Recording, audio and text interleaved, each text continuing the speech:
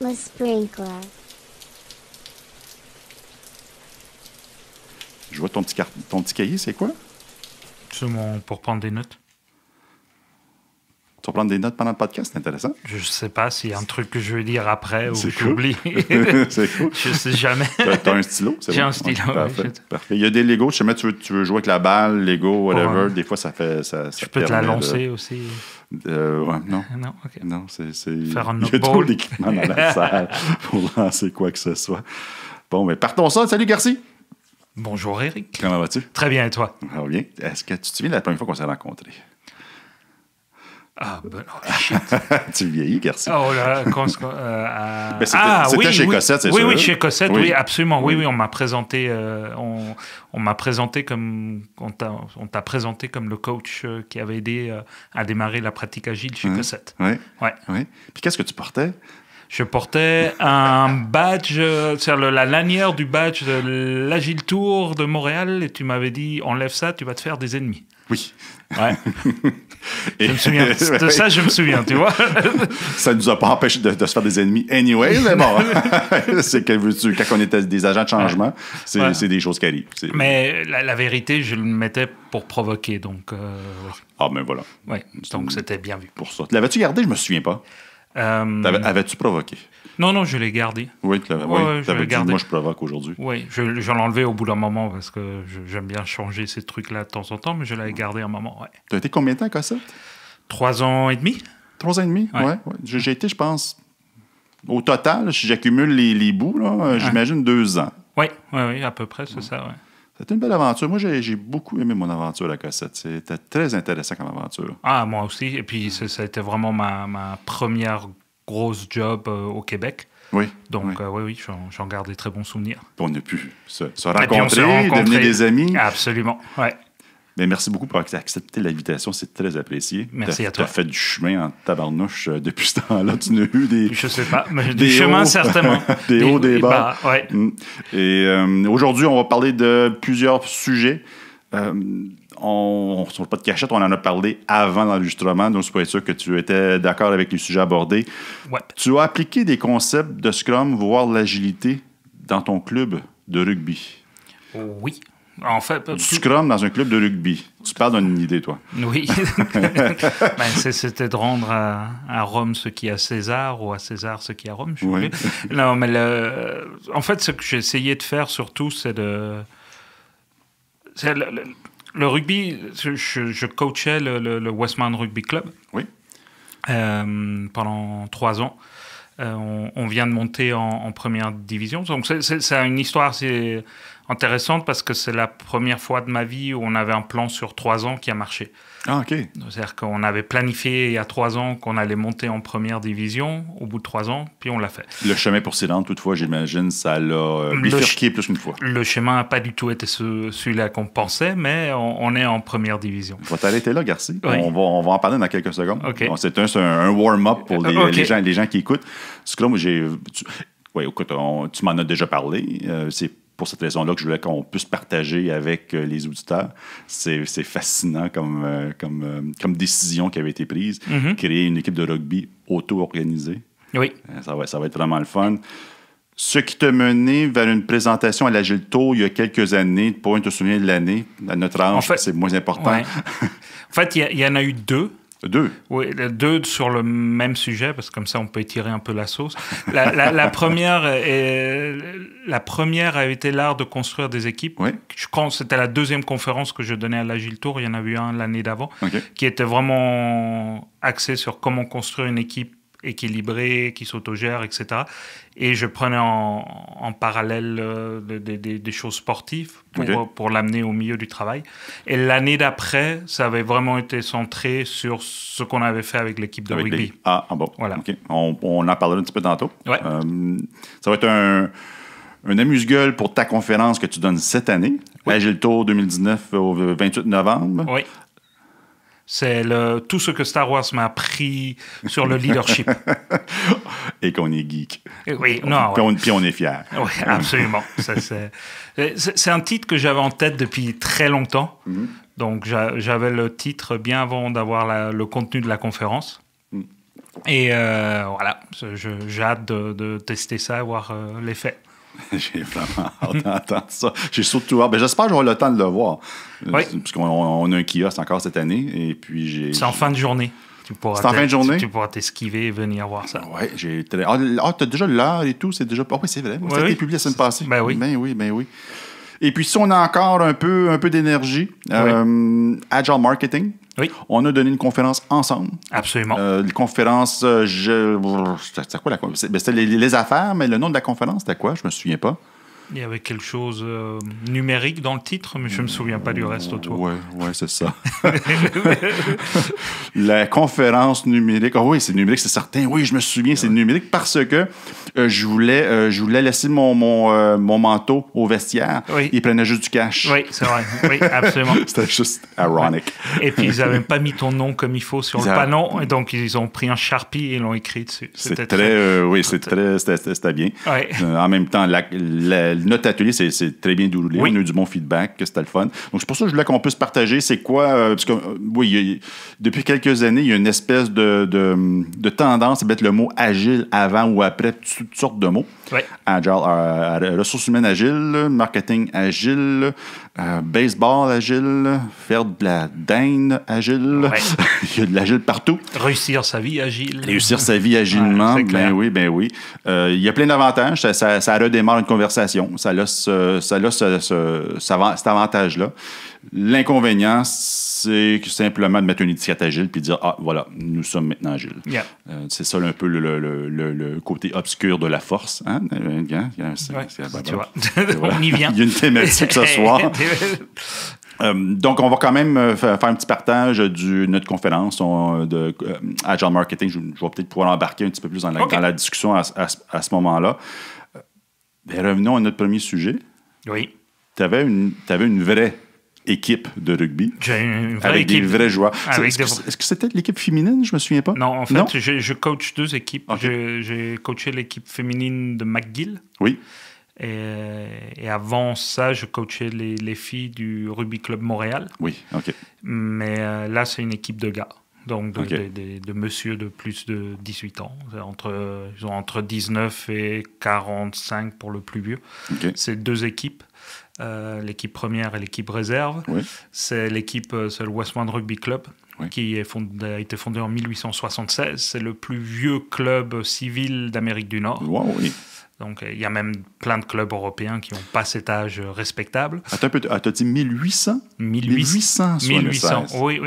Parce qu'en fait, le premier match de rugby universitaire qui a eu lieu en Amérique du Nord a été en 1874, si j'ai bonne mémoire, entre l'université McGill et Harvard. Et ça a créé un club civil 2 années plus tard à Montréal, à Westmount. Bon, c'est aussi vieux, sinon plus vieux que le Canadien de Montréal. Ah, je sais pas. Mes connaissances d'hockey sont assez limitées, je m'en excuse. Pas d'hockey en Espagne? C'est quoi ça?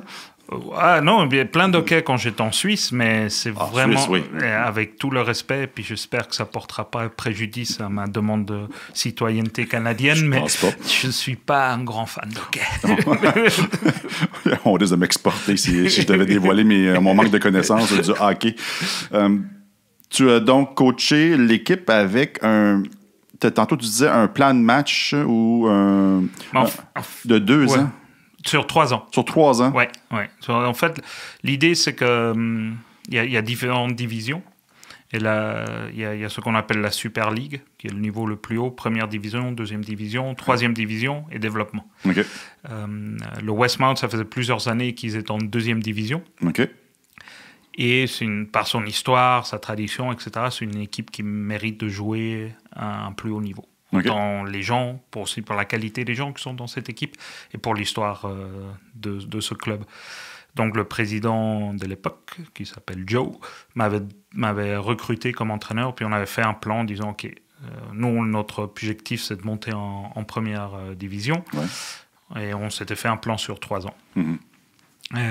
Et que, comme je disais en préambule, on a réussi, vu qu'on a monté en première. L'idée...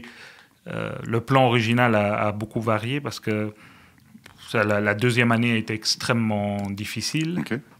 Je pense parce que la première année a été un vrai succès, donc c'est comme c'est... Le contraste. On vit finalement tout ce qu'on vit dans une transformation organisationnelle. C'est-à-dire que ça marche, et puis après on s'installe. Et puis je pense moi-même, j'en avais écrit brièvement sur LinkedIn, je vais laisser un mot là-dessus.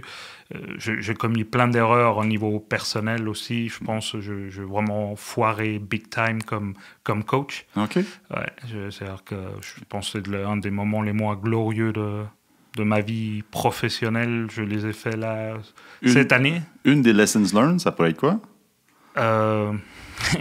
Prendre les choses moins passionnellement. Mais voilà. C'est-à-dire que je suis émotionnellement ou passionnellement? Les deux. Pour moi, je suis espagnol, donc c'est un mélange généralement.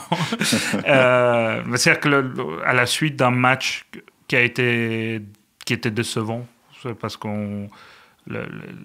c'est souvent décevant, mais c'est la même chose dans une équipe professionnelle au travail, de voir le potentiel qu'a un groupe de gens, puis qu'ils en utilisent le 5% pour toutes plein de raisons diverses et variées, et d'être frustré par ça. Ouais.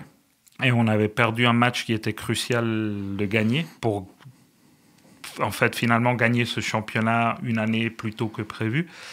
Et j'ai démissionné devant les joueurs. Je dis, j'arrête là, je rentre chez moi, c'est fini, je me sens plus capable.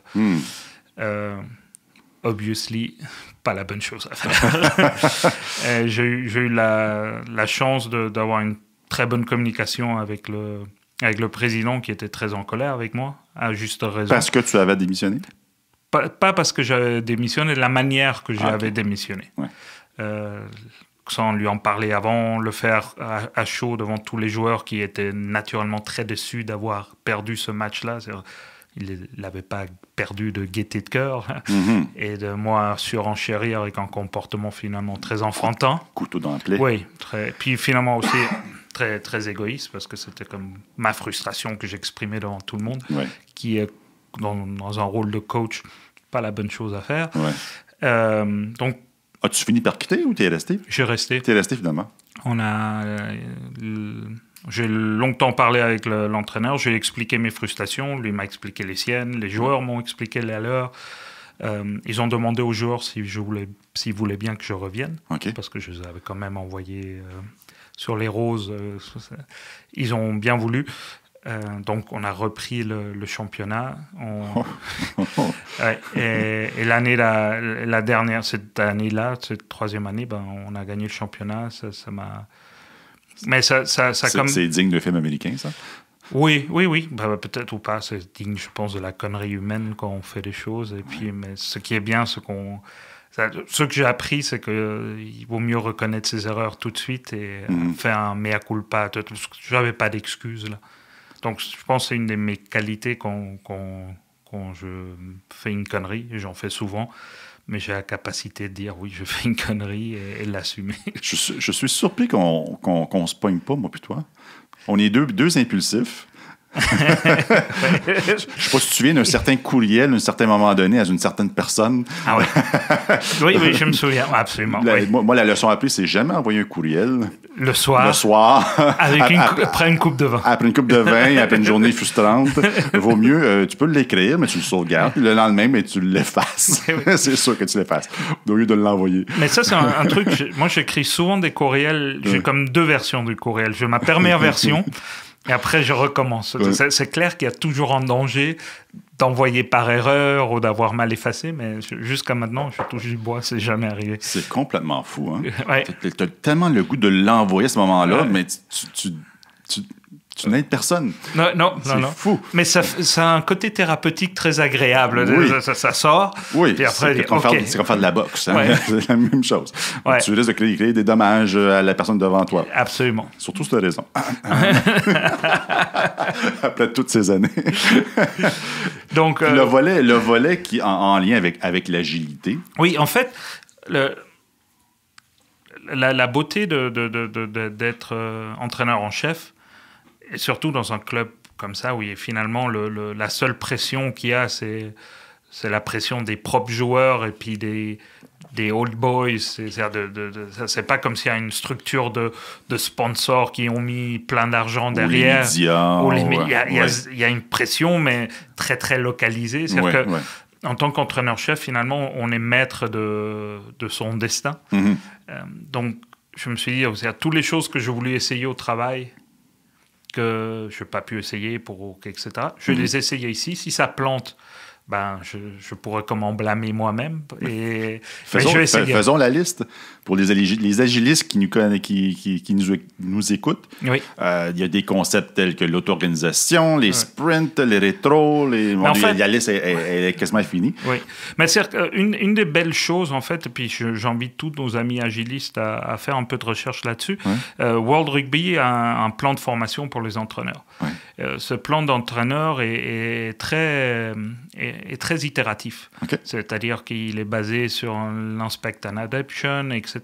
Et surtout, pousse énormément pour faire beaucoup de pull versus du push.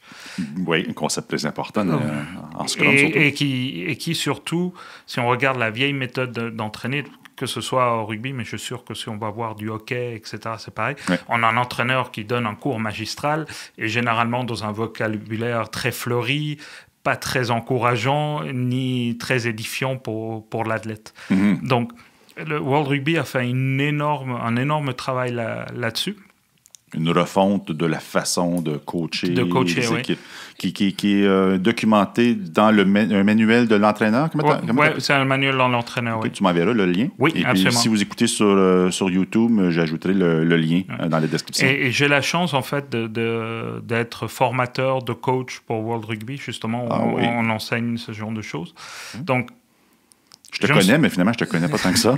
je me sentais mal de ne pas l'appliquer à ma manière ou avec mon caractère et avec mes défauts et qualités au sein de mon équipe. Donc, ça passe beaucoup par laisser l'auto-organisation avec ses défauts et ses qualités. Mm-hmm.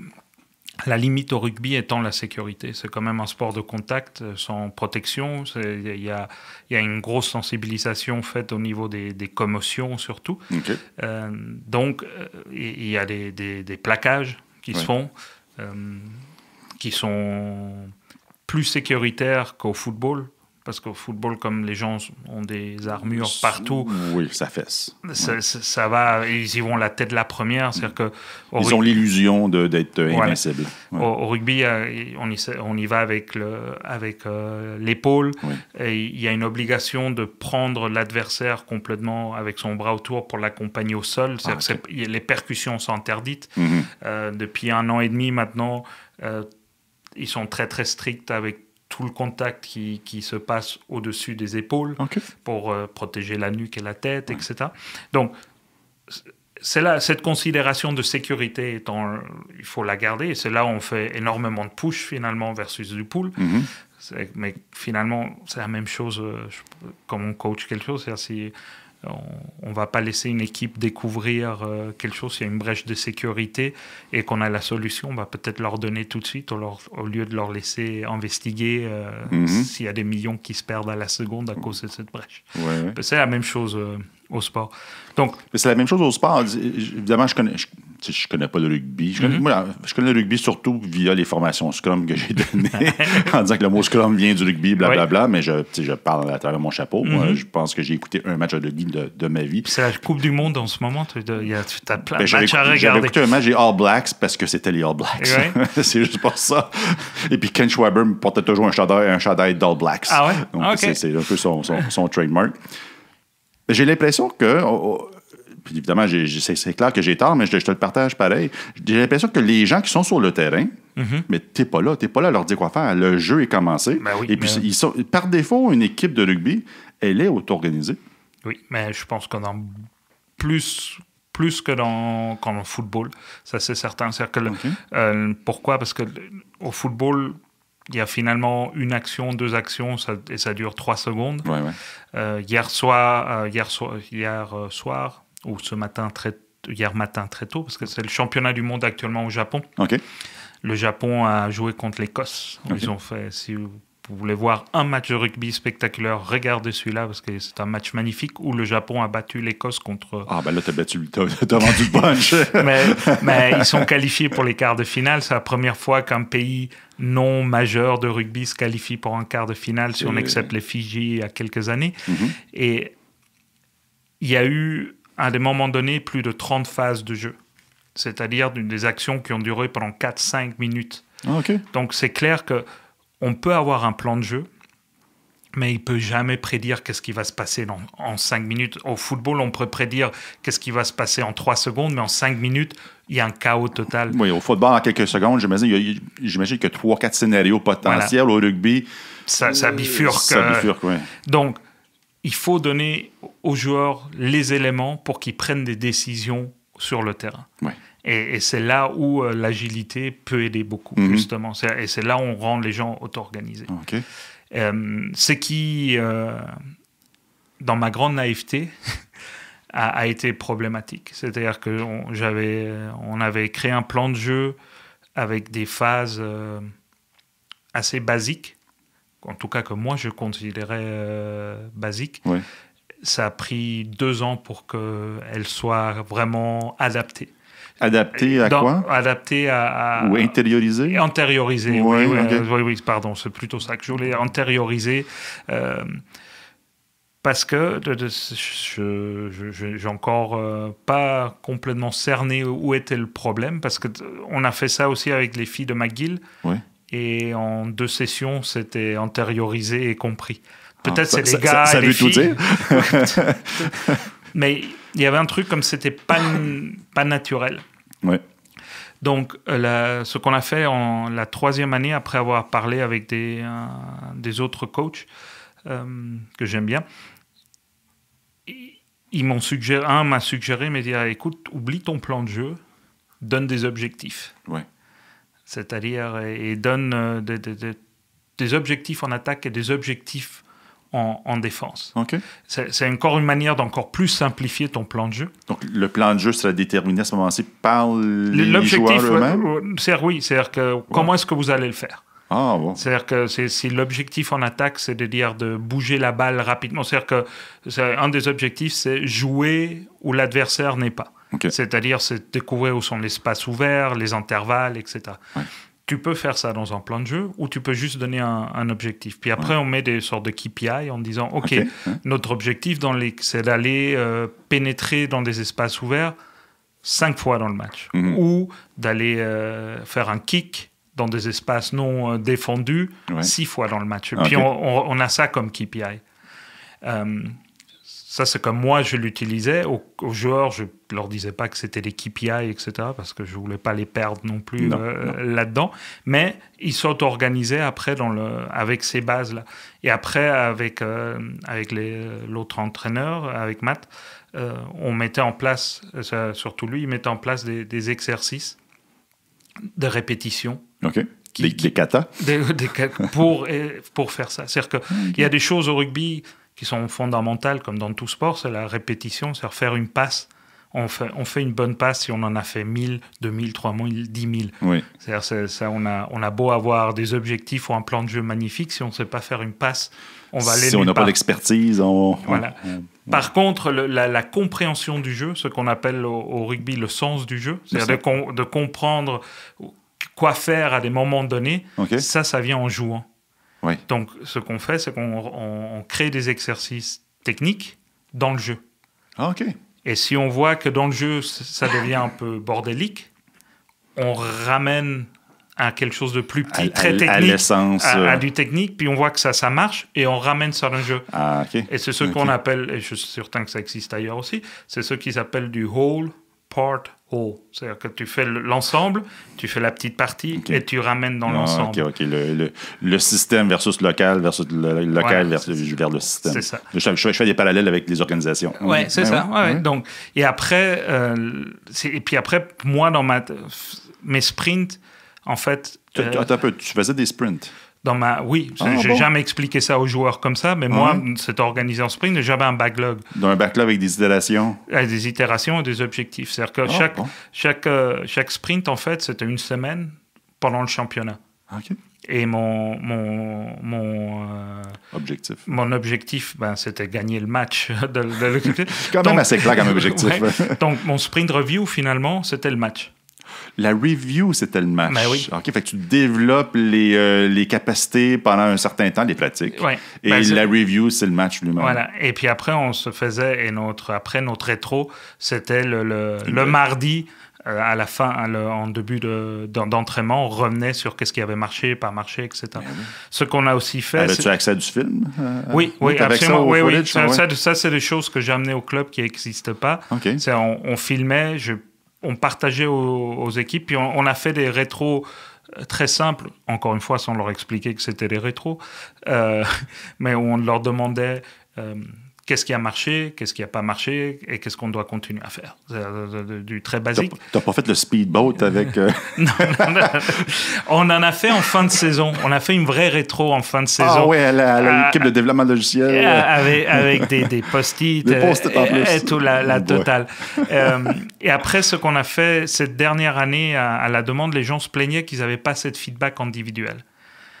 De qui envers qui? Des coachs. De coach envers les joueurs. Okay. Il faut savoir qu'il y a 70 gars, donc donner du feedback individuel, c'est parfois difficile. Mm-hmm. Donc, on a mis en place un formulaire où les gens s'auto-évaluaient. OK. Et en fonction de cette auto-évaluation, nous, on donnait du feedback. Okay. Donc, si quelqu'un me disait « Oh, j'ai défendu comme un demi-dieu », et qu'il n'avait pas été très bon en défense, ça nous donnait une discussion assez intéressante. Mais oui, tu mets en lumière le gap. Et puis l'humain étant ce qu'il est, ouais. C'est-à-dire que les gens se plaignaient qu'il n'y avait pas de feedback. Donc, je leur dis, si vous voulez du feedback, remplissez ça. Ça va nous permettre de parler. Sur 30, 40 joueurs qui jouaient en week-end, il y en avait 4 qui remplissaient le formulaire, puis toujours les mêmes 4. Ouais. Donc, ça c'est toujours les choses. Par contre, ce qui marchait bien, c'est que les vidéos, tout le monde les regardait et c'est toujours les mêmes 7-8 qui donnent des commentaires sur la chose. Mm-hmm. Raconte-moi ton backlog un peu. Il y avait quoi là-dedans? Mais mon backlog, c'était... par exemple, la montée défensive, s'assurer qu'en attaque, il y ait toujours du support, un extérieur, un intérieur. Donc, ça, c'était comme les choses que je voulais voir lors de ma sprint review. Oui. Et donc, si ça n'arrivait pas ou pas comme je voulais, c'est des choses qu'après, on amenait dans l'entraînement. OK. Sprint review étant le match lui-même. Oui. Est-ce que tu priorisais les items? Oui, on priorisait les items. Tu connais Scrum autant, sinon plus que moi. Là, donc, tu priorisais les items. Est-ce que tu y ajoutais des complexités? Des choses comme ça? En fait, on le complexifiait au fur et à mesure que la saison avançait. Mm-hmm. Et ma question, en fait, c'était est-ce que tu ajoutais des valeurs de complexité sur chacun des items de ton backlog? Ah, OK, excuse-moi. Ouais. Tu sais, les points, les story points en bon français. Non, non. Ça, c'était mis de côté, ouais. Oui, c'était priorisé. Oui, c'était priorisé dans la fonction de qui on jouait. OK, c'était ça le critère de priorisation. Oui, si on avait une équipe... Le rugby, si on simplifie, c'est divisé en des joueurs avant, forts, lourds, mais lents, okay. Et des arrières moins forts, mais très rapides. OK.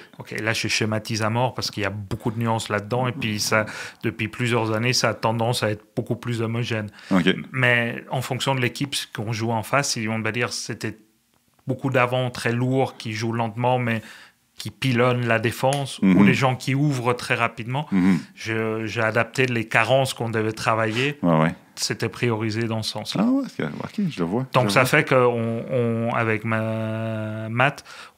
Matt étant ton entraîneur adjoint. Ouais. On organisait les entraînements, en fait, à la semaine. OK. Ce qu'on a amené aussi cette année, qui manquait vraiment cruellement, puis je m'en veux terriblement pas de l'avoir fait, c'était de communiquer qu'est-ce qui allait se passer dans les entraînements en avance. Je comprends pas. C'est-à-dire que ce qu'on mettait sur Facebook, on a un groupe Facebook, okay. Et on disait, cette semaine, on va travailler ça et ça, et ça et ça et ça. On le disait généralement lors de la session. Ah bon, okay. Donc donner aux gens la vision de ce qui s'en vient. En fait, on donne une visibilité du backlog j'aurais exigé n'importe où dans n'importe quelle entreprise et que moi-même, je ne donnais pas. Tu ne donnais pas à l'équipe. Ouais. Est-ce que tu es encore coach aujourd'hui? En fait, je ne suis pas encore officiel, donc je ne sais pas quand ça sort, mais j'ai démissionné comme coach. J'ai démissionné comme coach principal, mais je reste lié au Westmount. J'ai démissionné simplement parce que ma nouvelle job me permet pas d'avoir le rugby, ma job et ma famille. Ah bon, oui. Et, encore là, une autre priorité. Et ma famille gagne avant le... Ouais, c'est pas d'un concept. Ouais. Je pense que c'est une bonne idée. Oui, moi aussi. Je pense que c'est une bonne idée.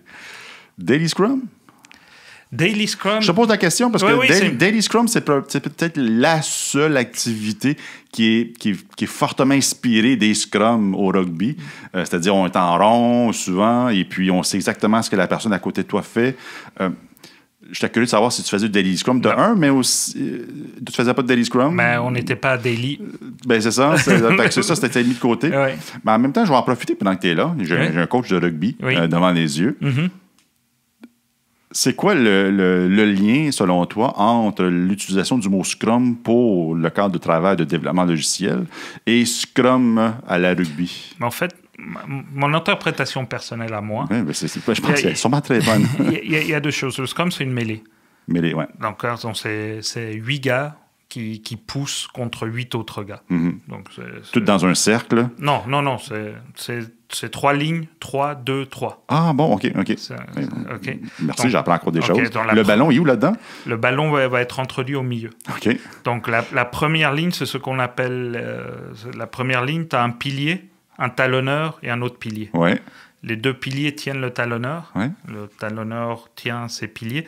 Et le talonneur, comme son nom indique, va talonner le ballon. Okay. Après, il y a les deuxièmes lignes qui, eux, viennent vraiment soutenir les deux piliers. Ouais. C'est-à-dire qu'ils ont leur tête qui passe entre la fesse du talonneur et la fesse. On voit les images. Voilà. On voit les images. Et après, tu as la troisième ligne qui vient renfermer tout ça. Ah, OK. Donc, ça, c'est un mouvement où il faut être très soudé. Mm-hmm. Coordonné et poussé en même temps. Mm-hmm. Donc, ça, c'est la première chose. Soudé avec tes coéquipiers, ou soudé avec tes coéquipiers et l'adversaire? Non, il faut être soudé avec... C'est double, avec tes coéquipiers. Avec coéquipiers, oui. Mais il faut que les adversaires jouent le jeu aussi, parce que sinon, c'est dangereux. Si eux, ils ne sont pas soudés ou ils trichent, ça peut s'effondrer. Et la première ligne, il y a un vrai, surtout pour le talonneur, il y a un vrai risque de se faire mal à la nuque. Okay. Donc, c'est là où la beauté du sport, c'est que c'est un jeu de confiance. Surtout que le talonneur, en fait, lui, il a 900 kilos de pression et il a pas d'appui.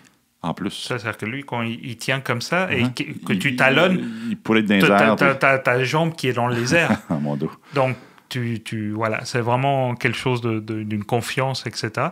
Ça fait que les talonneurs sont généralement des gens un peu fous. Moi, je jouais pilier toute ma vie. Ça, j'allais dire. Non, j'ai joué pilier juste à côté. Tu as vu ma question dans mes yeux, je pense. J'ai joué pilier. Et... donc ça, c'est la première chose que je vois beaucoup de points de commun, c'est être coordonné, être ensemble, etc. Mais après, je pense qu'ils ont pris le nom Scrum aussi pour l'ensemble du rugby, pour ne pas l'appeler rugby. La beauté du rugby est aussi, c'est ce que j'expliquais dans une des conférences à l'Agile Tour, c'est que, et surtout dans le rugby de plus en plus, le rugby moderne, c'est que les joueurs doivent se jouer à n'importe quel poste. Oui. C'est-à-dire que s'il y a quelque chose qui se passe, il faut avoir une équipe pluridisciplinaire. Il faut avoir une équipe pluridisciplinaire. Et puis il y a ça aussi, je trouve, qui fait du sens avec ce qu'on fait en Scrum et dans l'agilité. Donc, c'est le bridge ou le pont que tu fais entre rugby et le cadre de travail Scrum, c'est, on l'a dit tantôt, l'auto-organisation. Scrum a tendance à vouloir respecter le manifeste agile qui fait appel à l'auto-organisation, lié surtout à de l'architecture, mais nous, on l'applique à tous les niveaux. Aussi, la coordination entre les individus, la synchronisation entre les individus. Et la confiance. La confiance, qui est une des valeurs de Scrum, en fait. Oui, absolument. Quel autre point que tu vois, quel autre pont que tu verrais entre le Scrum en entreprise et le sport? Et puis l'autre chose, parce que c'est une valeur, une des 5 valeurs du rugby aussi, c'est la solidarité. Solidarité. Oui. Ouais. C'est-à-dire qu'on fait... Donc, il y a plein... Et puis après, il y a le travail en équipe. Toutes ces choses-là sont des synonymes de... Le respect, toutes ces choses. Le respect aussi, c'est une des valeurs. Ouais, etc. Donc, Puis ton expérience t'a amené vers la création d'une conférence, d'une session que tu as proposée à l'Agilto il y a quelques années. Oui. Dont celle que moi j'ai croisée, c'est l'art de construire des équipes. Ça, c'était la deuxième. Oui. Donc, tu partages ton secret. C'est quoi l'art de construire des équipes? En fait, brûle pour point, pouf, là, comme ça. Je veux le secret. En fait, Merci, maintenant. Mais en fait, il y a plein de choses. Je ne sais plus qui m'avait dit ça, ou j'ai lu ça, mais une équipe, par exemple, si tu regardes les chaussures de tes membres des équipes, si elles sont toutes pareilles, c'est que tu as une mauvaise équipe. OK. Ça, c'est la première fois que j'entends ça. Je te dis. Okay. Et même à 50 ans, j'entends encore des choses nouvelles. C'est-à-dire que tu as besoin de gens différents. Donc, si tu as tous des personnes avec les mêmes Nike ou avec des chaussures en cuir ciré, etc., ça veut dire que tu as des personnes qui sont dans le même mindset, pas dans le même mindset, dans la même manière de penser, dans le même type de culture, etc. Mm-hmm. Je pense que la force d'une équipe, c'est d'amener des éléments différents qui, ensemble... La complémentarité. Oui, absolument. Ouais. Donc, si c'est un truc, je pense que j'ai lu ça quelque part, c'est quelqu'un qui expliquait qu'un de ses critères, c'était de regarder les chaussures pour savoir si c'est une équipe très homogène au niveau de la manière de penser, ou avec toutes les mêmes faiblesses. Voilà, c'est ça. J'imagine, c'est ça. Un des risques. L'autre chose, c'est la base pour avoir une équipe, c'est la confiance.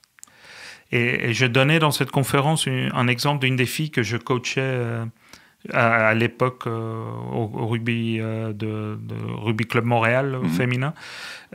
C'était une fille qui devait être haute comme ça, 5 pieds, etc., qui s'appelle Megan, et tu la vois dans la rue. J'avais mis une photo d'elle habillée en civil. Okay. Donc tu vois, c'est une fille jeune, jolie, mais menue. Et si quelqu'un dirait elle joue au rugby, c'est non, c'est pas possible, etc. Ouais. Et après, je mettais une vidéo, un footage d'elle en game. On la voit plaquer quelqu'un 2 fois sa taille, la mettre par terre et prendre le ballon. Et cette fille, c'est une guerrière. Elle a peur de rien. Elle a une technique de plaquage incroyable. C'est-à-dire qu'elle a pris ce qui pourrait être a priori sa faiblesse, qui est sa taille et son poids, comme une force, parce qu'elle est plus basse. Centre de gravité plus bas. Donc, plus ils sont grands, plus ils tombent d'eau, etc. Et c'était pour montrer ça. C'est-à-dire qu'une équipe, il faut, avec ce qu'on peut penser une faiblesse, devient des fois des forces et quelque chose d'extrêmement complémentaire. Mm-hmm. Donc, il faut connaître ces joueurs. Il faut connaître les forces de ces joueurs, ses faiblesses pour créer. Et l'art de créer une équipe, c'est pour moi, parce que c'est un art.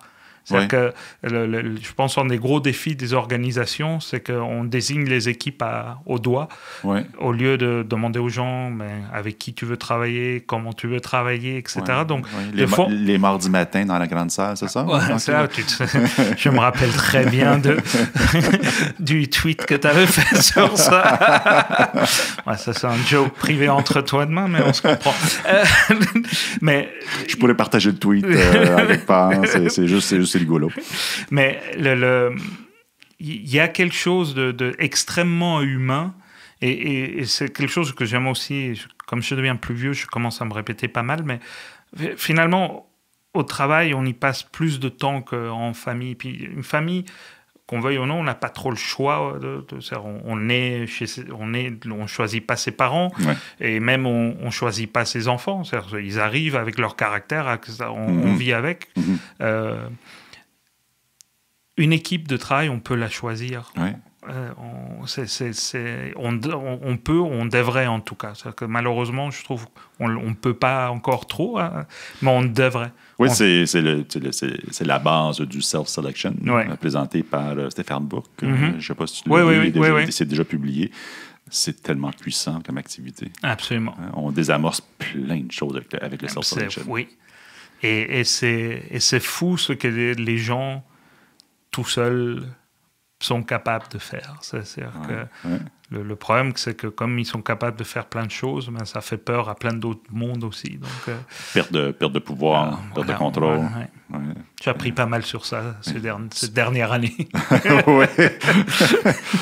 Mais selon Stéphane Bourque, le self-selection offre du contrôle, du pouvoir à la couche gestion. Moi, j'ai plus d'avis que le contrôle, c'est une illusion. Ça n'existe pas. On peut se faire semblant d'avoir le contrôle, mais ça n'existe pas. J'aimerais revenir, par contre, au concept de confiance. Oui. L'art de construire une équipe inclut l'ingrédient de la confiance. Selon toi, qu'est-ce que ça veut dire, la confiance, selon toi, dans ce contexte-là, et pourquoi? Mais en fait, je pense qu'on est culturellement éduqué à mettre plein de couches dans ce qu'on ressent, ce qu'on dit, etc. Et ça fait que... On est des façades ambulantes. Oui, et ça fait que dans une équipe, si on pourrait enlever toutes ces couches-là, ça nous prendrait moins d'énergie, ça irait plus vite. On est dans un marché qui doit aller vite, qui est très exigeant, qui peut être très stressant. Ouais. Donc, si on se met toutes ces couches en plus, ça prend une énergie folle. Je l'ai encore vécu il y a une semaine ou deux. J'ai une nouvelle job, j'ai une équipe. Est-ce que tu peux mentionner où tu es présentement? Moi, je suis Sidley. Retour à tes amours? Je suis retourné en agence. En agence, oui. Après, on pourra en parler vite tantôt, si tu veux. Et je travaille avec un gars qui est un garçon brillant. Oui. Et il n'était pas convaincu par quelque chose que j'avais dit. OK. Il est allé en parler à quelqu'un d'autre. Ce quelqu'un d'autre m'en a parlé à moi. Okay. Et ça, c'est des choses qui... Ça me fatigue, en fait. Mais ça entre dans la catégorie du commérage. Et donc, je suis allé le voir, puis je lui ai dit, écoute, c'est quoi... Je comprends, mais je pense avoir été... j'ai une barbe, une grosse voix, mais on peut s'asseoir et me dire, hey, Garci, je suis pas d'accord pour telle et telle raison, ou Garci, je n'ai pas compris. Qu'est-ce que tu... Toute cette énergie-là à faire ce cercle-là. Et le délai aussi que ça provoque. Oui. Et puis, pour moi, j'ai dit, écoute, si on va travailler ensemble, la première chose, c'est que ça, c'est la base de la confiance. Parce qu'après, la confiance, pour moi, ça, c'est comme le B à bas. Ouais. C'est-à-dire, je ne suis pas d'accord, Eric, voici pourquoi. C'est la première chose. Parce qu'il y a des niveaux de confiance beaucoup plus élevés qu'on a besoin d'atteindre pour être performant comme équipe. Oui. Pour dire, Eric, tu te rappelles, là, je devais envoyer ce mail-là, je suis complètement oublié, et maintenant le client est furieux, j'ai besoin de ton aide.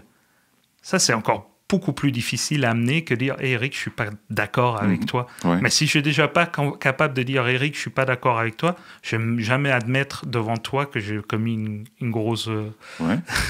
Donc, la confiance permet aux individus de se confronter. Oui. Mais plus rapidement. On réduit le délai. La confrontation a eu lieu. Oui. A eu lieu peut-être quelques heures, voire quelques jours plus tard. Et donc, puis, peut-être... moi, je pense que la confrontation est nécessaire. Et puis, j'ai l'impression des fois qu'on évite la confrontation. Ou alors... la confrontation amenée dans des choses qui ne sont pas nécessaires, justement dans l'irrespect, ou dans le commérage, ou dans des manières détournées, ou dans du passif-agressif. Ouais. On confronte non pas sur les faits, mais sur des impressions. C'est-à-dire que je pense que l'humanité, en tant que telle, est performante quand elle se confronte, mais la confrontation est quelque chose de sain. Oui. Ça construit. C'est à travers le chaos qu'on construit. C'est la chimie. C'est quelque chose, quand ça change de phase, il y a des atomes qui s'entrechoquent. Ben oui. C'est ça que ça prend. Puis en bout de piste, il y a souvent une perle qui émerge. Oui. C'est pas tout le temps. Des fois, ça finit en queue de poisson, mais une fois de temps en temps, ça termine de façon formidable. Mais que ce soit une perle au bout d'une confrontation ou pas, la relation, elle s'est solidifiée. Ah, oui. Si on s'est confronté sur des faits, bien sûr, si on se confronte sur des sentiments, des émotions, et puis je dis, ben, t'es toujours comme ça, Garci, mais là, ça a tendance à gruger dans la confiance. Et ça arrive trop souvent, mais là, c'est là qu'on tombe dans un mode de fuite et d'harmonie artificielle et on ne fait plus l'effort de se confronter. Il va falloir vraiment faire une émission à un certain moment donné sur les 5 dysfunctions of a team. Parce que ce que tu décris, vraiment, c'est vraiment les 5 dysfunctions de Lencioni. Absolument, et pour moi, c'est un des livres de chevet. C'est à part que c'est un livre très agréable à lire, parce que c'est une fable. C'est une fable, puis il y a comme du suspense et tout. Qu'est-ce qui va se passer? Est-ce qu'elle va la congédier ou pas? Oui, c'est ça. On ne dira pas ce qu'il y a. Non, mais c'est basique, mais tellement profond. Mais comment bâtir ça, la confiance d'une équipe?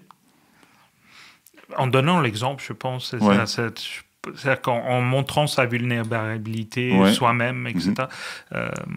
Je pense, une des choses que j'avais fait chez Cossette, c'est je n'étais pas du tout d'accord avec leur système d'évaluation. Ça, c'est un système d'évaluation annuel, un 360, où ils sont amenés à on voit des emails, etc. Mais c'est fait une fois par an, surtout. Et j'avais demandé à Mathieu Lafont, Mathieu Lemaire-Lafont, qui était dans mon équipe à ce moment-là, je lui ai demandé d'organiser une rétro sur moi. C'est-à-dire que j'avais pris toute mon équipe, qui était une quinzaine de personnes chez Cossette, dont Mathieu, et je lui ai dit, OK, vous avez fait une rétro. La première heure sans moi, puis la dernière demi-heure avec moi. Et puis, avec toi, sur toi ou avec toi? Sur moi. Vraiment, là, t'es en plein milieu de la salle, puis tu dis, OK, give it to me straight. C'est-à-dire que moi, il fallait envoyer, et vous allez envoyer ça à Malik, qui était mon boss, que tu connais bien. Ben oui. Donc, ils ont fait mon évaluation annuelle et mon auto-évaluation à moi, finalement, à travers l'équipe. OK. C'est-à-dire le fait de se mettre à nu comme ça à l'équipe, et puis j'en ai pris... on m'a dit des choses très très justes, des choses qui étaient certainement pas agréables à entendre parce que ça fait toujours mal, ou c'est vrai. Ouais. Mais ce fait de se mettre comme ça devant l'équipe, ça a mis plus en confiance. Et puis tous ces gens-là, c'est des gens que demain matin, je les engage sans aucun problème. Alors la confiance, un ingrédient de base pour bâtir des équipes. Oui. Et de se démontrer vulnérable, d'être ouvert, d'exposer les gaffes qu'on fait. J'essaie toujours de faire ça quand j'arrive en mandat. Il semblerait que, à première vue, je peux être un petit peu intimidant. Puis plus que je vieillis, moins que ça m'aide. Et comme à Desjardins, la première chose que j'ai partagée avec le Centre d'expertise Agile Mouvement, c'était mon premier mandat à Desjardins, qui avait duré 2 jours. On me remercie après 2 jours. Je n'entrerai pas dans les détails, mais j'ai pas bien dansé avec la culture. Je connaissais pas du tout la culture des jardins, 0. Même la culture bancaire, je connaissais pas bien dans ces années-là. C'était en 2008, je me souviens bien. Ça fait longtemps. J'ai fait des compagnies d'assurance, mais surtout Desjardins, je connaissais pas. Et j'ai mal dansé avec la couche gestion. Et on dit, merci beaucoup pour ton travail. On a fait un diagnostic qui devait se transformer en mandat. Ça ne s'est pas transformé en mandat. Mais je suis retourné 1 an plus tard et puis j'y suis présentement. Et tu es de retour. Et je danse la cha-cha beaucoup mieux qu'avant. Mais tu as amené aussi un autre truc, c'est qu'il faut comprendre la culture dans laquelle se situe ton équipe. Oui. C'est-à-dire qu'il y a l'équipe, mais après, l'équipe a sa culture à elle, mais comment cette culture-là s'intègre dans la structure de l'entreprise, dans la culture de l'entreprise, etc. Parce que je pense un des phénomènes aussi que le phénomène Spotify a créé, c'est de créer des équipes avec leur culture très très forte, mais qui après s'intègrent pas dans une culture d'entreprise. Pas que Spotify ait fait ça, mais le fait que les gens se sont inspirés de Spotify a créé ce côté, on va tous avoir notre nom, on va avoir notre logo, etc. Puis tout à coup, il y a une culture d'équipe extrêmement forte, mais qui s'en foutent de ce qui se passe à l'extérieur de leur équipe. Oui. Et ce qui est... Et surtout que Spotify ne fait plus de Spotify. Oui, oui. C'est rigolo. Mais pas grave. OK. On a fait le tour de cette conférence-là. On a parlé du passé. Oui. Donc, appliquer des concepts de Scrum au rugby, l'agile tour du passé, l'art de construire une équipe. Oui. Parlons du futur. Oui. 28 novembre. Oui. C'est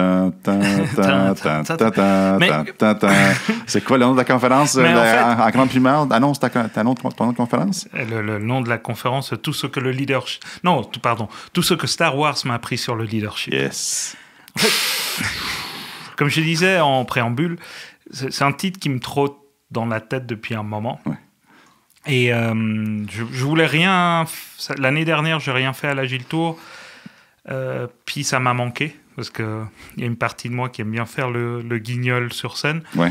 Et là, en fait, j'avais envie au-delà de l'agilité, j'avais envie de parler de leadership. Mm-hmm. Parce que je pense aussi, il y a la confiance, mais il y a le leadership aussi qui est comme ingrédient fondamental à ce qu'une équipe tourne, etc. Est-ce que tu associes leadership à un poste de gestionnaire? Non. Il y a, bien sûr, il y a la partie du gestionnaire, mais pour moi, il y a du leadership partout. Ouais. Et je pense que c'est aussi des gros défis que je vois dans les organisations où je travaillais, où justement le leadership est vu à travers un poste de gestionnaire, ce qui donne aussi dans l'évolution des carrières des gens comme des plafonds de verre qu'ils ne peuvent pas franchir parce que there are so many architectes que tu peux avoir dans une entreprise. Si tu as 50 développeurs, les 50 ne deviendront pas architectes, donc où ils partent, où ils stagnent, etc.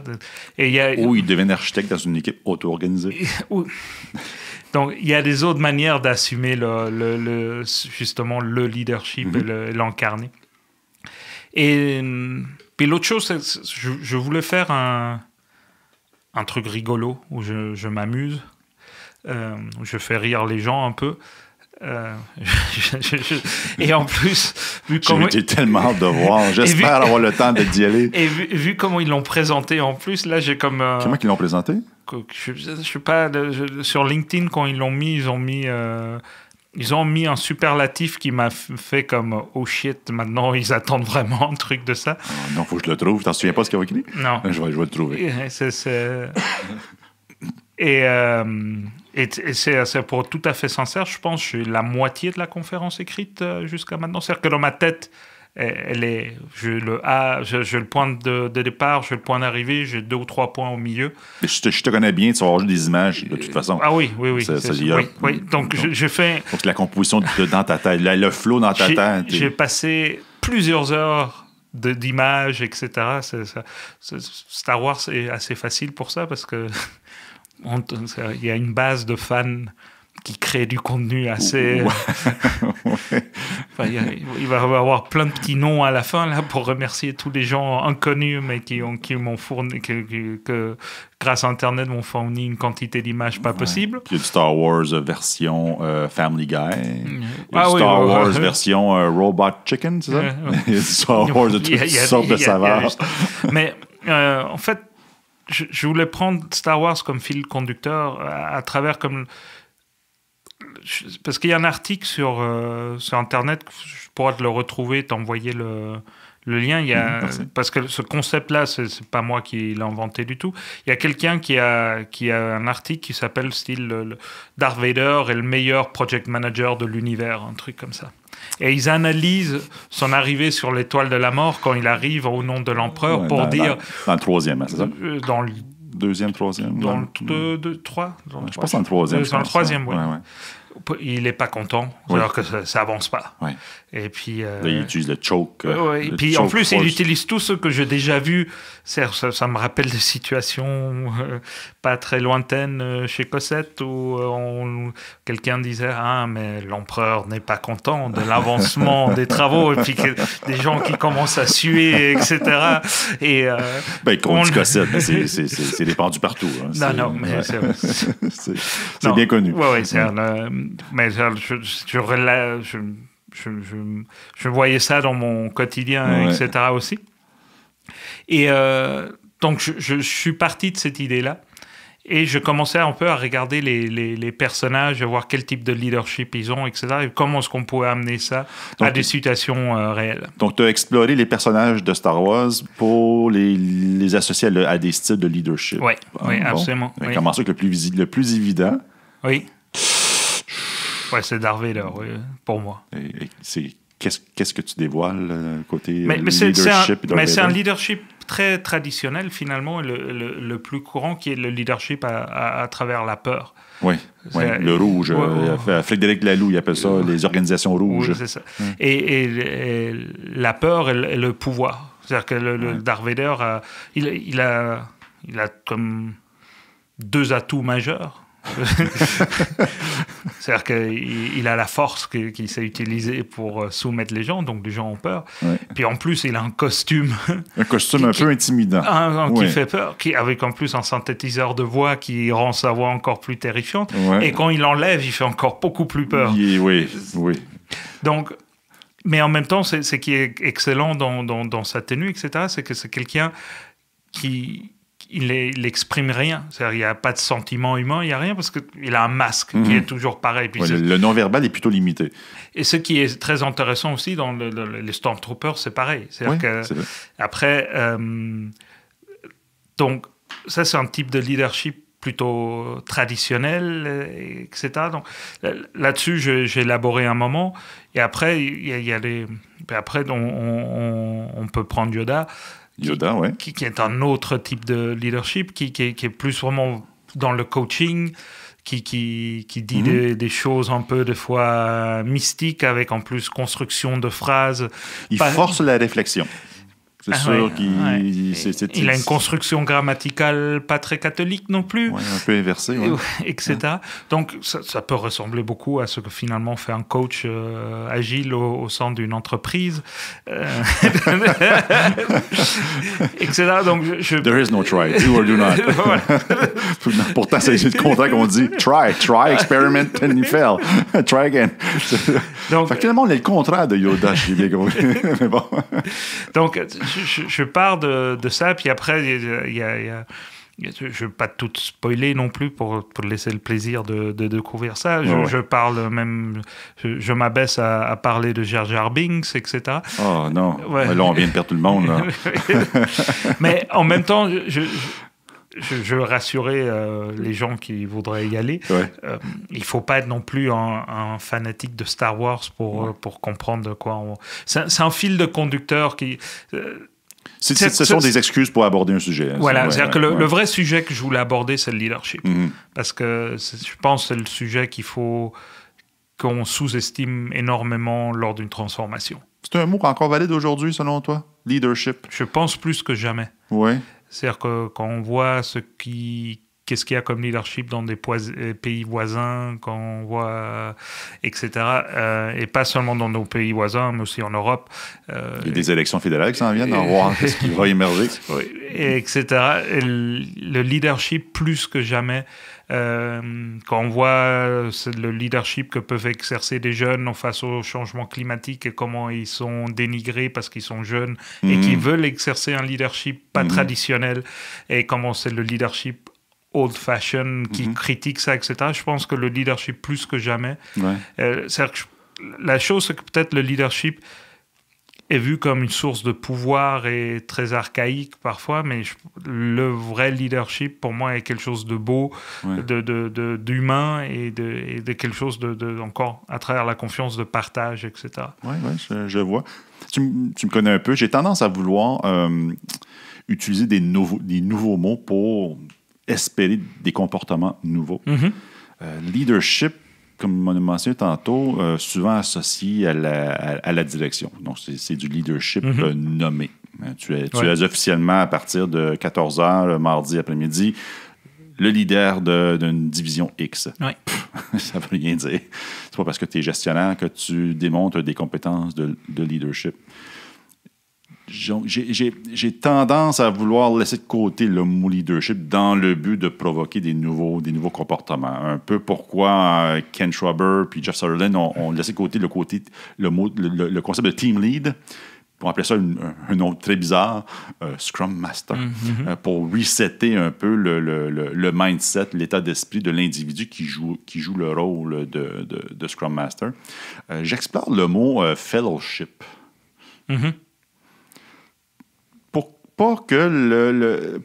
éviter le concept que le leadership, j'ai le pouvoir et je te le délègue. Hein? Je l'ai puis je te le donne. J'essaie de voir si on peut créer un environnement où le pouvoir de décisionnel, le pouvoir d'influence, le pouvoir X, existe tout simplement. Il est là au milieu de la pièce. Et le partenariat entre des individus d'une équipe, d'une direction, d'une vice-présidence, ainsi de suite, puisse s'approprier naturellement le pouvoir pour influencer, prendre des décisions. Et quel mot utiliser pour resetter un peu le mindset? Je me dis fellowship, peut-être, ça pourrait être utile. À voir où ça va aller. Donc, j'ai tendance à délaisser le mot leadership, c'est usé à mort, c'est rendu à la corde aujourd'hui. Quel autre mot qu'on pourrait utiliser? Donc, c'était soit fellowship ou Scooby-Doo. J'ai choisi fellowship. Et à voir où ça va aller dans le futur. Donc, on ne délègue pas du pouvoir. Le pouvoir est au centre de la pièce et tu vas te le chercher. Oui. Mais je comprends ce que tu veux faire, mais moi, je préfère garder les mots... les mots existants. Les mots existants, parce que pour moi, après, ça fait un côté... politiquement correct de vouloir tout ça. Si on regarde le Scrum Master maintenant dans des organisations, on est dû pour un reset. Voilà, il y a un gros problème avec ce mot-là, et ça crée même de l'agressivité envers ce rôle qui, comme tu as dit, est le rôle de leadership qui est fondamental. Sans pouvoir. Mais oui, et je pense qu'il y a une éducation à faire autour du mot. Oui. C'est-à-dire que c'est certainement dû à mon éducation. Mon père est prof de littérature hispano-américaine, mais très spécialisé dans l'histoire de la littérature hispano-américaine. Donc, j'aime bien comprendre les comportements, les choses en regardant le passé. Et je vais faire une synthèse en vulgarisant à mort, et certainement plein de spécialistes vont me taper à coups de bâton parce que j'ai dit de grosses conneries, mais c'est comme ça que je vois les choses. C'est correct. Si on regarde le leadership façon occidentale, qui est maintenant le leadership qui est à peu près exercé dans pas mal de parties du monde, mais qui qu'on peut faire un parallèle avec le leadership qu'on peut trouver en Asie, et ça, parce que je suis du coq à l'âne, je m'excuse, mais c'est très intéressant de voir les types de leadership organisationnel qu'il y a dans différents pays. Il y a des schémas super intéressants. Si on regarde dans l'Europe du Nord, c'est quelque chose plus proche de l'agilité, plus circulaire, participatif. Si on regarde le leadership... En Inde, c'est très hiérarchique. Et si on regarde le français, c'est comme une ligne droite, etc. À quel lycée tu as étudié? Etc. Mais si on regarde l'historique de l'humanité, le leadership, comme tu as dit tantôt, dans beaucoup de cas, était donné par droit divin. C'est-à-dire qu'il est donné au roi. Et pourquoi on était roi? Parce que quelqu'un là-haut a fait « Oh, toi, t'es l'élu. » Et ça se passait après par droit divin de père en fils, généralement, rarement de père en fille ou de fille de mère en fille. Mais donc, il y a quelque chose de quasi divin à être leader. Et ça, après... quand la société a évolué, c'est devenu... Le leadership était dans les grandes bourgeoisies, etc., qui était aussi de père en fils, etc. Là, on est dans un stade où l'humanité a évolué à un truc plus participatif. C'est les nouvelles générations, la technologie, c'est ça que ça permet. Fellowship, il faut que je le plug. Donc, il y a pour moi il y a un schisme là important qu'il faut comprendre, mais ça ne veut pas dire que parce que le mot leadership a été mal utilisé, qu'il faudrait le changer. Je comprends ce que tu veux faire, mais moi, je préfère continuer si tu veux redorer, tu veux parce que je trouve que c'est enlever la peinture. Puis c'est un mot auquel je crois énormément, sans le côté pouvoir abusif. Parce que pour leadership, il y a du pouvoir. Mais c'est un pouvoir d'influence, un pouvoir d'agir, etc. Et le pouvoir, c'est pas négatif non plus, c'est l'utilisation. Et ça, c'est... Le seul... évidemment, j'accepte le mot leadership, évidemment, je suis en mandat, donc il faut danser avec la culture. Mais de la culture, les mots font partie de la culture, les mots utilisés font partie des artefacts de la culture. J'ai tendance à ajouter une condition à l'utilisation du mot leadership. Je vais dire, je vais te considérer un leader si tu crées des leaders autour de toi. Oui, fair. C'est ça, ça mon critère. Oui, absolument. Et c'est en faisant ça qu'on crée des entités auto-organisées. Et c'est pour moi une des conditions sine qua non pour être leader. C'est ça. C'est quelque chose que tu transmets aux autres. Oui. À la fin de ta conférence, est-ce que les rebelles gagnent ou pas? À voir, c'est pas défini encore. T'as encore un mois et quelques, t'as pas déterminé. J'ai pas encore la conclusion encore. Ça va être la partie difficile. C'est un atelier ou c'est une conférence? C'est une conférence. Une conférence? Oui. Okay. C'est combien de temps cette année? 60 minutes. Oh, c'est bien. Ouais, ça avance 15 minutes de plus que d'habitude, ça fait du bien. Oui, tu peux aller un peu plus lentement. Mais il faut que je trouve un élément... Je veux rendre... Il y a une partie qui doit être interactive. Je ne sais pas encore comment, mais je vais le faire. des sables laser, c'est sûr. Là, question niaiseuse. Ça va de soi. On tamise les lumières. Tu tentes de bouger les objets comme ça. Bâtir des Legos avec la force. C'est bon, ça. Mais, écoute, pour être un ami et puis de connaître ton style et avoir vu tes conférences dans le passé, je recommande fortement que vous assistiez à la conférence avec Greg Garci. En fin de journée, le 28 novembre, à Gilles-Tour, puis là, des congrès. Ça va être trippant. Oui. Puis j'en profite. En même temps, venez nous voir à notre kiosque. J'ai hâte de découvrir le thème de cette année. C'est très noble. Ah oui? Très noble. Ah, très noble, OK. Oui. L'année passée, c'était un peu ludique. Oui. Un tiki bar. Cette année, j'espère que ça va être perçu comme étant noble. À voir la façon que ça va être reçu. On a travaillé ensemble chez Cossette, mais on a aussi travaillé ensemble pour donner une conférence. Il n'y a pas si longtemps, quoi. Ça fait 6 mois à peu près? Oui, à peu près, oui. Moi, on m'a appelé pour donner une conférence sur le marketing agile. Oui. J'ai coaché des équipes en marketing. J'aurais pu improviser quelque chose, mais je préfère m'entourer de gens plus compétents que moi. Donc, c'est à toi l'élu de pas m'accompagner, mais ensemble, de créer un fellowship pour bâtir cette conférence qu'on a bâtie sous forme d'atelier. Oui. Je ne vais pas prendre tout le temps d'antenne à présenter la conférence qu'on a donnée, mais est-ce que tu peux donner un peu l'essence de la conférence? En fait, ça, c'était vraiment un atelier. Oui. C'était un atelier de A à Z. Qu'est-ce qu'on a fait? Bonne question. Mais en fait, ce qu'on a fait, c'est qu'on a pris les valeurs et les principes agiles, et puis on les a amenés à des situations réelles d'agence en marketing, en fait. Et on a regardé comment ces principes-là et les valeurs pouvaient aider à résoudre des problématiques finalement très communes de marketing. Puis on en a beaucoup parlé, toi et moi, parce que c'est chez Cossette, en agence, que je t'ai connu. L'approche que font certains coachs en agence... Certains coachs en agence? Quand il y a les choses que j'ai vues, entendues, assistées de coachs agiles qui arrivent dans une agence de publicité ou de marketing... Des fois, ils ne comprennent pas toute la culture qui existe, qui est une culture très, très particulière, qui fait la force des agences. C'est-à-dire que une agence de communication, de pub, de marketing, c'est un de leurs moteurs fondamentaux, c'est la créativité. Et si on rentre dans la créativité avec l'agilité, comme on expliquerait ça à un ingénieur, par exemple, ça peut créer quelques frictions. Que ça soit bon ou pas, ça crée quelques frictions. Est-ce que le fond est le même? Oui. C'est la manière et l'approche. Donc, ce qu'on avait essayé dans cet atelier, c'est de ramener ça à des choses très concrètes pour eux. Parce que je comprends quelqu'un d'une agence qui lit le manifeste, il dit, mais ça ne s'applique pas à moi, ça.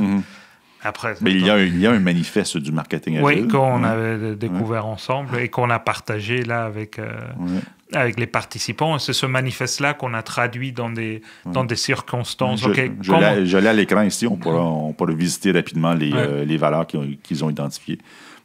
Très similaires. Très similaire au manifeste agile en développement logiciel.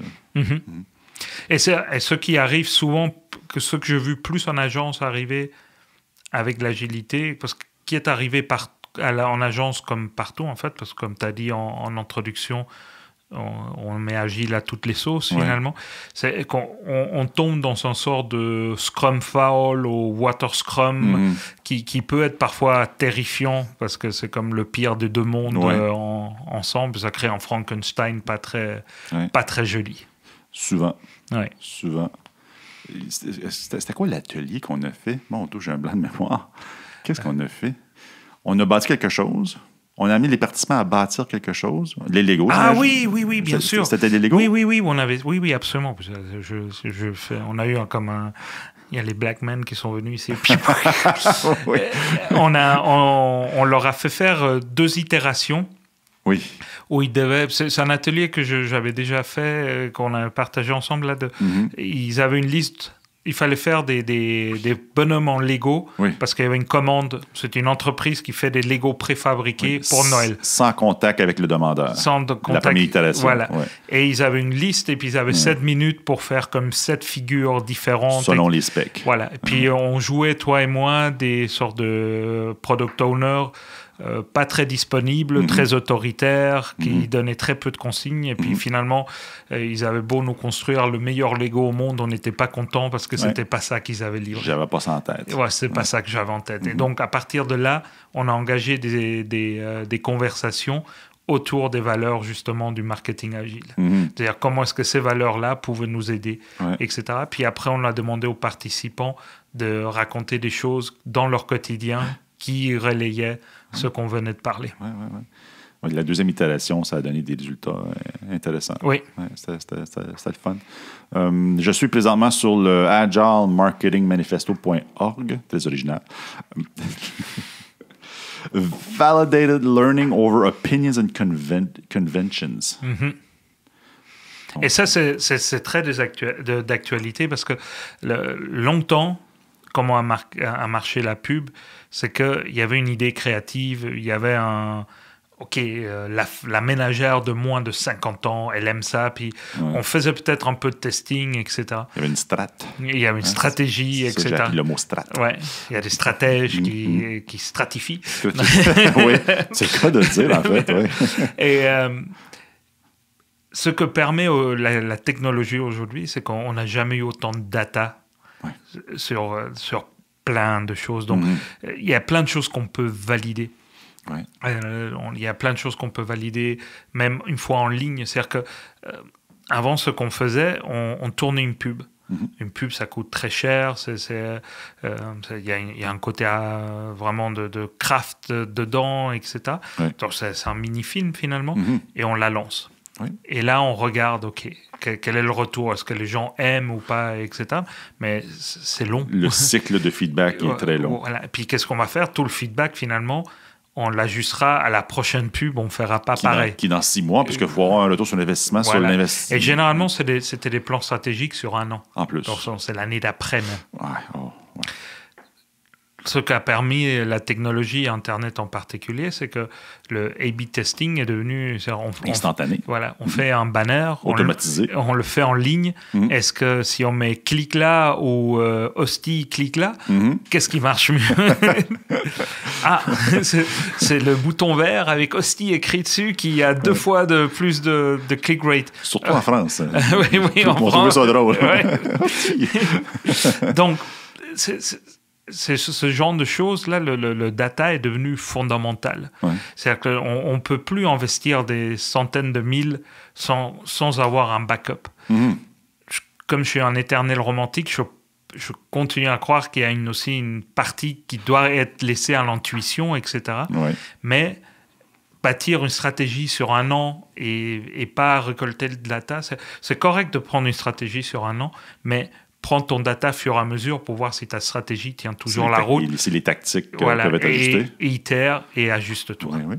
Aussi, la data permet de contrer le phénomène du HIPPO process.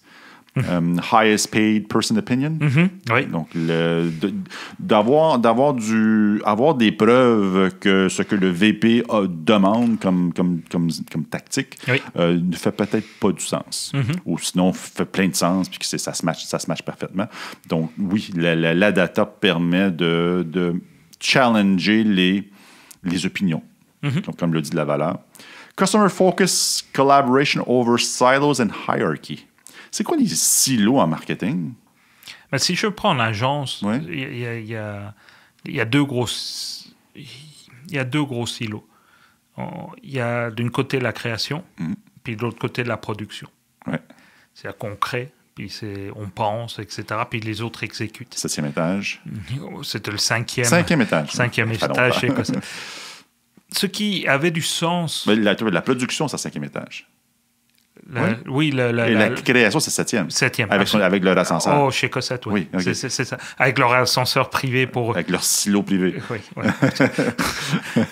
Donc, on croit que je parle mal de Cossette. Non, pas du tout. Parce que je ne suis plus là-bas. Je les ai beaucoup aimés.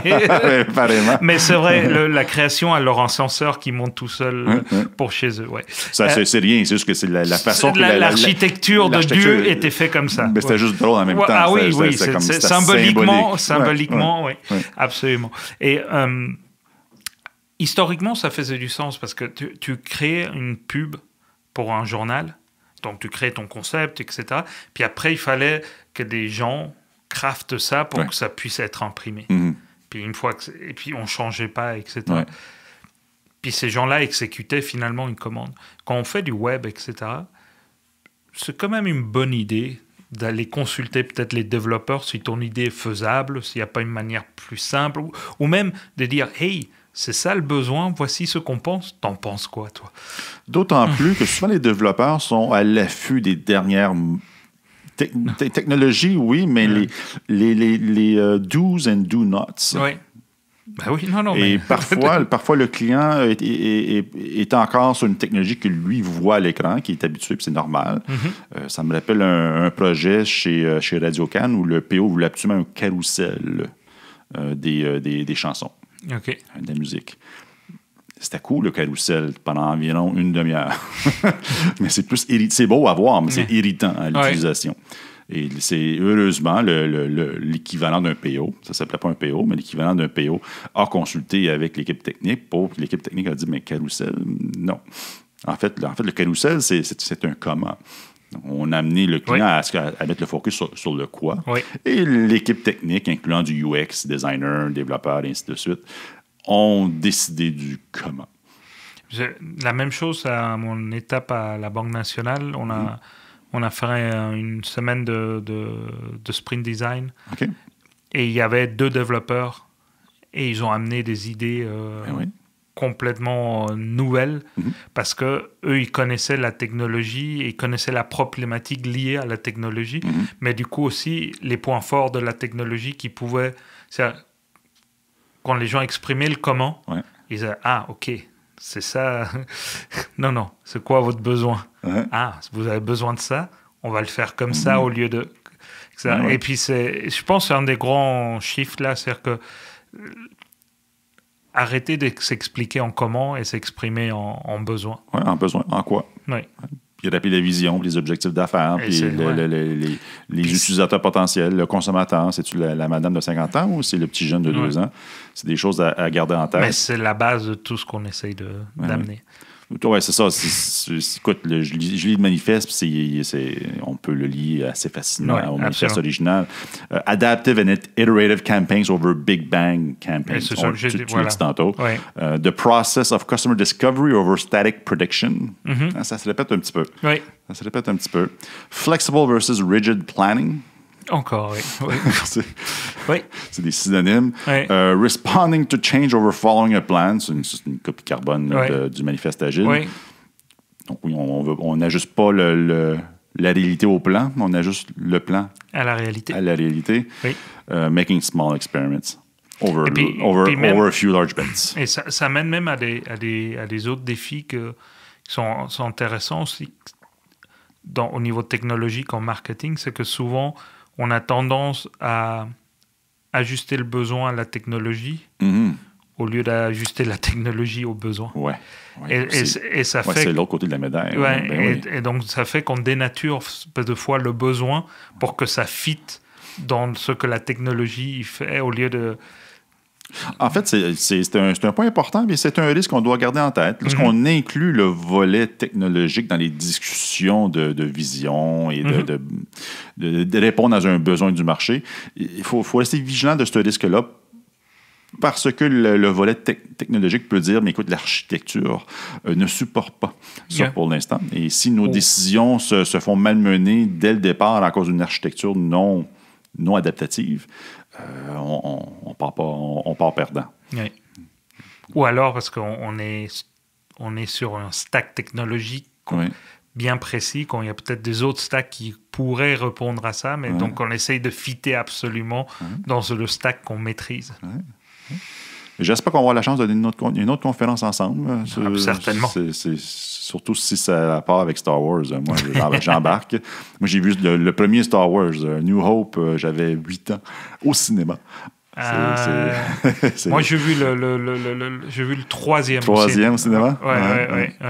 Le Return of the Jedi, c'est le premier que j'ai vu au cinéma. Sauf que j'étais là avec ma cousine, puis ma cousine parlait juste français, puis on a vu le film en anglais, donc je devais traduire en temps réel ce que les gens disaient. Ça a moins le fun. C'était une grande année, je rappelle, parce que cette même été, j'ai vu Superman. Le premier Superman? Oui, le Retour du Jedi et la bataille des Titans. Ah oui. C'était moins gros, oui. Mais pour moi, ça a été le plus merveilleux été de ma... Ah oui. Ça, c'est en Suisse? Non, c'était pendant mes vacances au Chili. Au Chili? J'avais 10 ans. T'es un peu là. Okay. Suisse, Chili, Portugal, évidemment. Pourquoi Portugal? Espagne. Espagne, excuse-moi. parce qu'on est allé manger du poulet portugais à un moment donné. Oui, certain. Et pas une paella. OK. Where else? Québec, bien sûr. Oui, les Pays-Bas et le Danemark. Oui, OK. Oui. T'as fait le tour? Oui. Tu restes ici?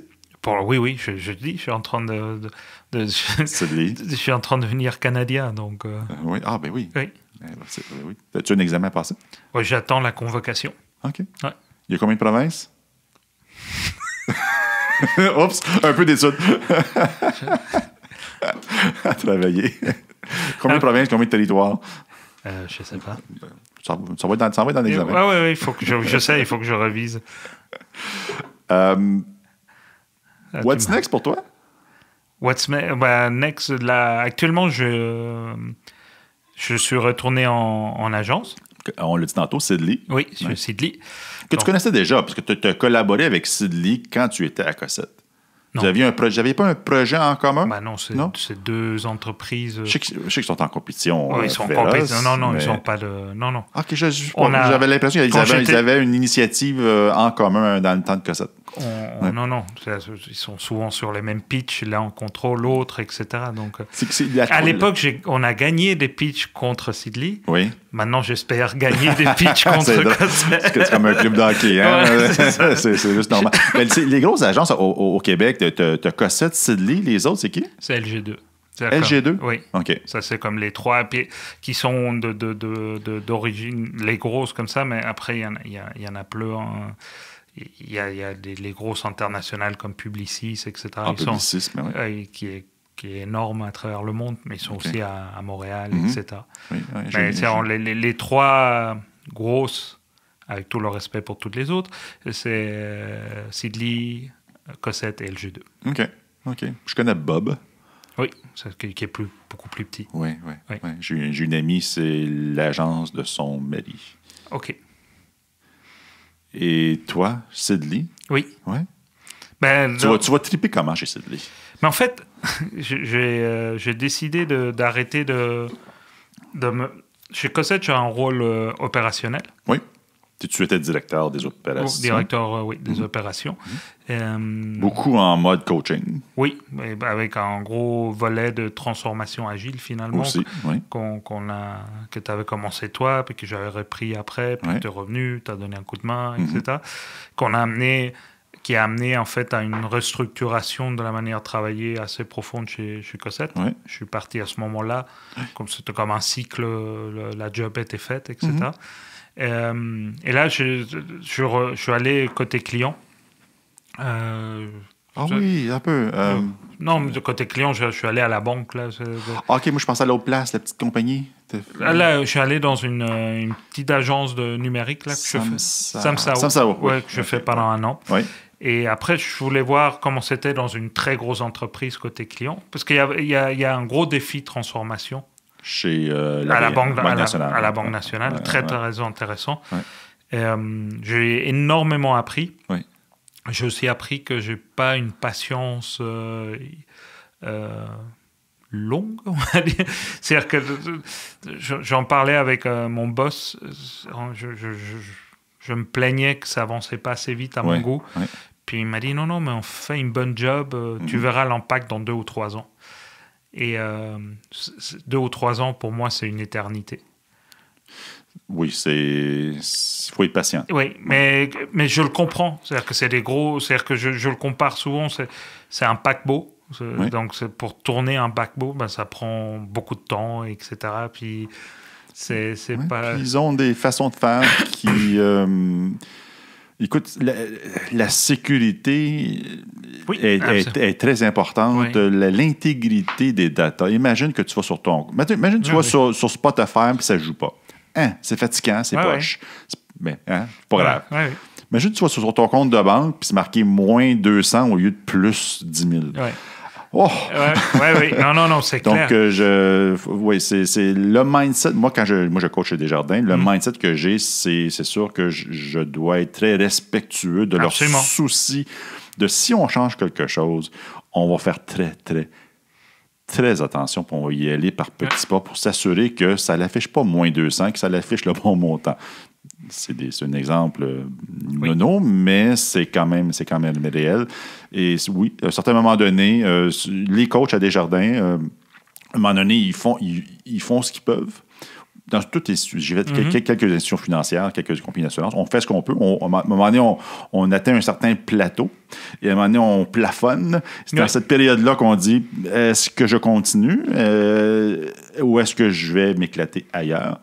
Toi, ta décision a été, je vais aller m'éclater ailleurs. C'est ça. Mais j'ai envie de retrouver l'esprit des agences où ça bouillonne plus créativement. Où tu étais allé il n'y a pas longtemps, un peu. Tu te vantais de quelque chose il n'y a pas longtemps. Je me suis vanté. Tu m'as envoyé un message, la vie en agence. Puis il me semble qu'il y avait du champagne, il y avait quelque chose. Je me suis... Des fois, j'ai avoir mon téléphone, je te le montrerai. Oui, mais c'est certain. Oui, c'est un autre monde complètement. Oui, c'était ça devait être la fête d'été de Sidley, peut-être, un truc comme ça. OK, ça se peut, Mais oui, c'est-à-dire que ça me correspond plus. C'est plus le fun. Par contre, comparé à la banque, c'est plus d'heures aussi. C'est-à-dire qu'on travaille dur à la banque, mais en agence, pas qu'on travaille plus, finalement. Plus à l'agence? Oui, on travaille plus d'heures, etc. Ça me manquait. Donc, j'ai décidé de faire en plus quelque chose que...